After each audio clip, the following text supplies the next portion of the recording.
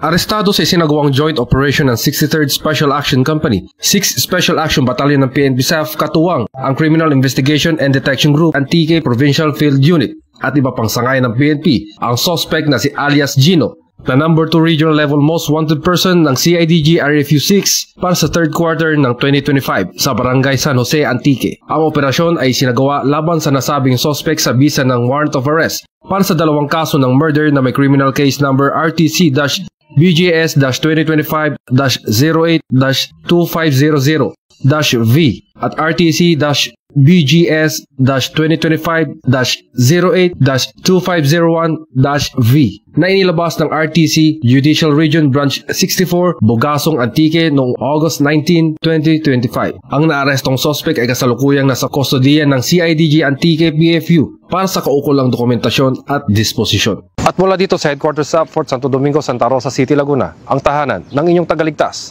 Ako ang inyong PNN correspondent, Police Corporal Marcelino Termenes, alagad ng batas, tagataguyod ng Balitang Pulis.